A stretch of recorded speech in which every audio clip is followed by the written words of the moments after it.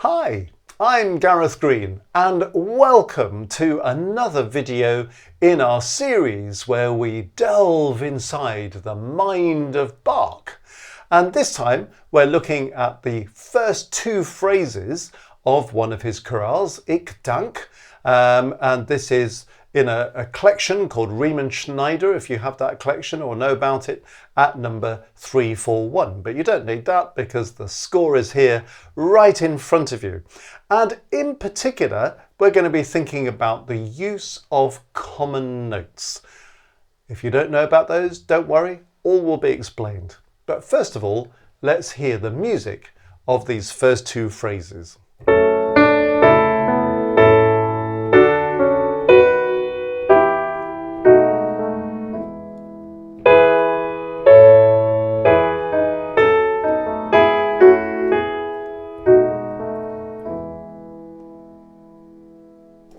Okay, a quick whiz through the harmony, because there are one or two interesting things going on here, like actually which key are we in? Are we in A major or are we in F sharp minor? Because when we see the first chord, it looks like a chord of F sharp minor, so that suggests that that might be the key. But then we don't really see any E sharps that we might be expecting to see. And immediately after the first chord, we start seeing chords that look as if they belong to A major. And then we have a first phrase that looks as if it's modulating to E major, which it does, but there's a funny G natural in the melody just before we get there. So it's a slightly bumpy ride in terms of the key. And then the second phrase is much more solidly going, well, starting in E major and staying there in the dominant key. So have a little think about this for a moment. So if we're in A major, we're starting on chord 6. Little bit of a surprise. If this is really the tonic A major and we're starting on chord 6, slight surprise, but there we are. Bach is full of surprises. But it's not really F sharp minor, which is what that first chord suggests. So this is Bach just teasing us a little bit, isn't it? And there's something else that maybe justifies the use of this chord that I'll come back to. So we've got this chord 6. There's a passing note in the alto. Then we're going on to chord 1 in first inversion, and then chord 1 in root position. Then chord 4 in root position, passing note in the tenor. So all this is fairly straightforward. Then we're on the move because this chord with a D sharp in the bass is suggesting that we're probably going to E major. But here's the little surprise, because the next note in the melody, G natural. So you see this G natural, we're not really expecting that to be there if we're going to E major. But what Bach is doing is he's kind of going 5 in first inversion to 1 in E minor, and then he goes 5/7 to 1 in E major. That's a pretty unusual move for the time. So starting on the F sharp minor chord when we're really in the key of A major, and then having this 5/1 in E minor followed immediately by 5/1 in E major is a little bit of a colourful start. So hear that first phrase.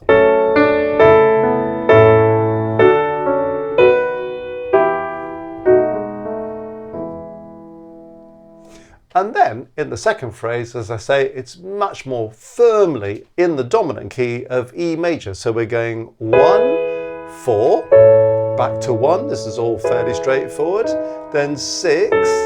Now there's a bit of stuff going on here, isn't there? Could be a passing note in the alto and passing note in the tenor, but this is really a chord 7B by the time we get to this point.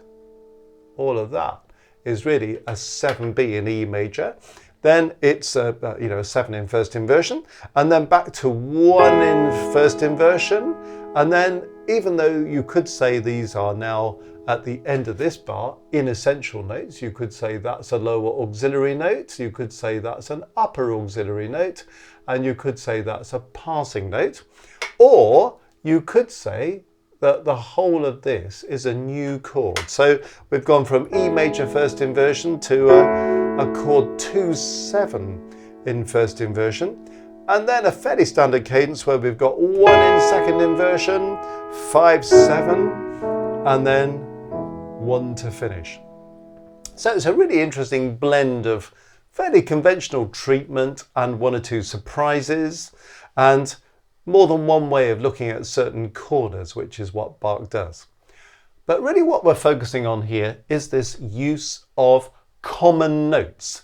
You might know this as common tones if you've been brought up in a more US focused system. They're the same thing.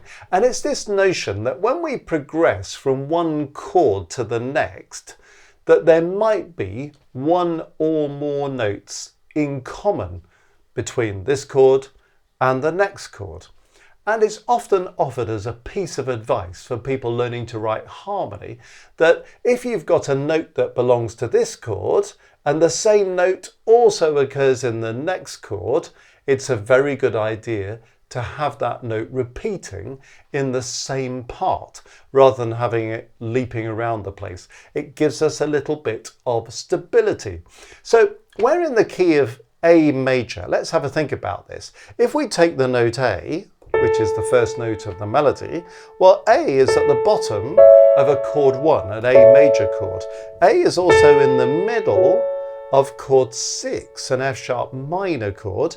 A is also at the top of a chord 4, a D major chord. So in other words, if you are going to have a move between 1, 6 and 4, you've got A in common. So if that A can resound in the same part, that's going to help the stability of the harmony. So I'm hoping that now you can see why some moments in this printed text that you can see are highlighted in yellow, because I'm trying to highlight these common notes, these common tones. So you notice that this melody that Bach is working with presents him with an immediate challenge, doesn't it? Because the first thing we have in the melody is this. Now, if somebody gave you that melody and said, I'd like you to write an inspiring harmonization of that melody, you'd probably be thinking, oh, crikey, this is not going to be terribly easy. I've just got 4 repeated notes. What am I going to do? 1, 1, 1, 1. Well, you can't really do that, can you? But you can think, maybe I can use 1 in different inversions. So I've got 1, but I could put it in first inversion. I'm probably not going to put it in second inversion, because if I put it in second inversion, then it's going to pull down to a resolution that may or may not present itself. So root position, first inversion. But I could also think, well, what about chord 4 in root position or first inversion? What about chord 6 in root position or first inversion? And you can see this is the kind of stuff that Bach is up to. And I think it's one thing that explains why he started on this unusual chord 6, because that first A in the given soprano part, the treble part, is part of chord 6. Then when he repeats it, he moves to a different chord, and he moves to chord 1 in first inversion. Then he's got to repeat A again, but this time he keeps the same chord, chord 1, but goes into root position. Then he's got to repeat A again, so he goes for one of those other options, chord 4. So can you see Bach has used each of those 3 options that we talked about, A being at the bottom of 1, the middle of 6, the top of 4. So in order to avoid being stuck thinking I'm just repeating the same note, do I just keep repeating the same chord? He said, no, we can use 1, we can use 4, we can use 6. 1 is perhaps the most important of those chords, so he uses 1 twice, first inversion and root position. So for those common notes, we have 6, 1 in first inversion, 1 in root position, 4. So he's been given the melody, he's got to work with the melody, whether he wants to or not, whether he wants to have all those repeated notes, but it's a very satisfactory response, because you don't get the feeling of being stuck with these repeated A's, because the harmony is on the move. But notice when Bach is writing his own harmony, where he has the choice of which notes to use, he's also interested in common notes. So from the first chord to the second chord, you notice the tenor repeats the A as well. So that gives us stability, doesn't it? We've got 2 parts repeating A. That's not consecutive octaves, by the way, because they're not moving. If it was going 2 A's to 2 B's, that would be octaves. But because it's repeating the same note, that's not considered to be consecutive parallels, however you know them. But it's giving us stability, 2 parts repeating that note. And then you notice when we go into the first complete bar, we've got the alto here repeating those 2 E's. Well, obviously, if we're going from chord 1 in first inversion to chord 1 in root position, well, the notes are the same. So the A's are repeating at the top, but now E is repeating in the alto. And you notice how you can dodge between parts. We had repeated notes at the beginning, soprano and tenor. Now we've got these repeated notes, soprano and alto. And then he does it again at the end of that first complete bar. When we come to this bit, we've got these 2 F sharps repeating in the alto. So you can see F sharp is the middle of that chord 4, and F sharp is also the 5th of this chord 5 that's in the key of what turns out to be E minor. It gives us stability. So you notice how that repetition of the common note or the common tone just keeps stability going there, especially when something else is moving, like we're changing key. Also worth noting, when he can't repeat these common notes, the other parts often move to the nearest available space. I find often when people are writing harmony, they've got their middle parts especially jumping up and down, big intervals all over the place. It throws up other difficulties. It's not great for the sense of line. We get crossing of parts frequently. But if you can move to something that's nearby, so you see we've got a move next door in the melody with that A to the B going on there. We've got this common note situation going on the alto. The tenor is all kind of moving by step downwards and the bass moves by step upwards. So we're using a common note when we can, but then we're just using the nearest available notes if we can't do that. Then notice we've got the tenor using common notes or common tones here because that B belongs to the chord 5 in first inversion in E minor, and B is also in the tonic chord of E minor, so common notes there. Then he moves on to the next chord. Well, he could have used a common note. He could have used the B, but he wants to make it a 7th, so the tenor's moved off that possibility just to make the chord richer. And that seems a good move because 5/7 into the cadence makes a lot of sense. But then you see the bass using a common note or a common tone here. Well, in fact, the chord is just a repetition, isn't it? We're using this E major chord root position, and then we're repeating the chord, but we've just got new spacing for the upper 3 parts. But because the upper 3 parts are leaping in a way that we've not seen quite so much elsewhere, he's making a point of using that common note, that common tone in the bass to give us a bit of stability there. We move into bar 4, and now we've got common notes in the tenor here because the E is the 5th of that A major chord and it's the root of this E major chord.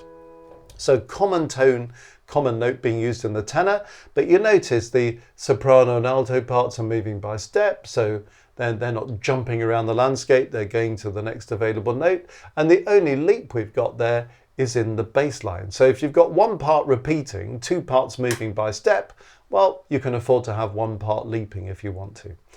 Then all this stuff, there's a fair bit of movement going on in this corner, isn't there? So we're moving to neighbouring notes. Lots of activity, but nearly all the movement is going by step, isn't it? So where you can't have these common notes, you're trying to create as much stability as you can.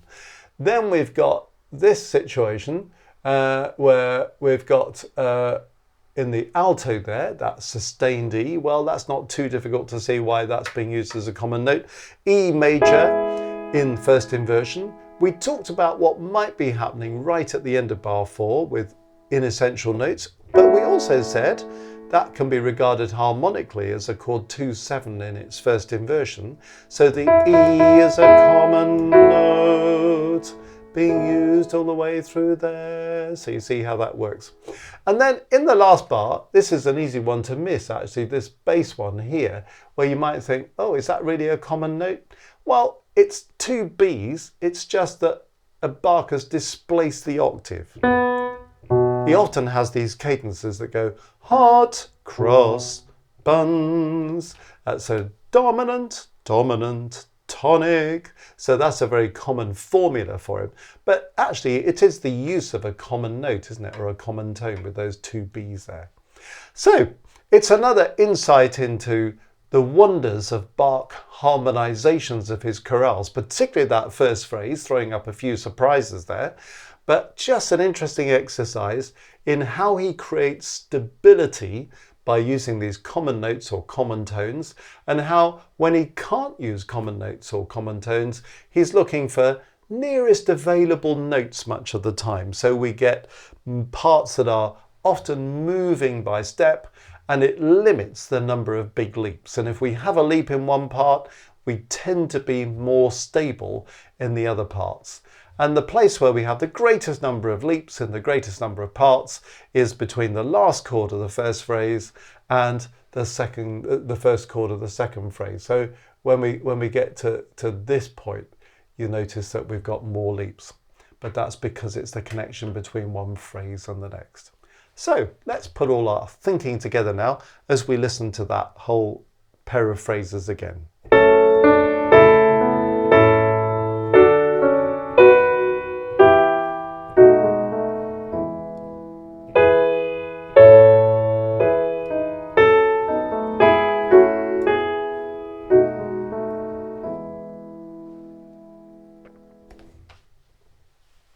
Well, I hope you've enjoyed that little study on this Bach chorale.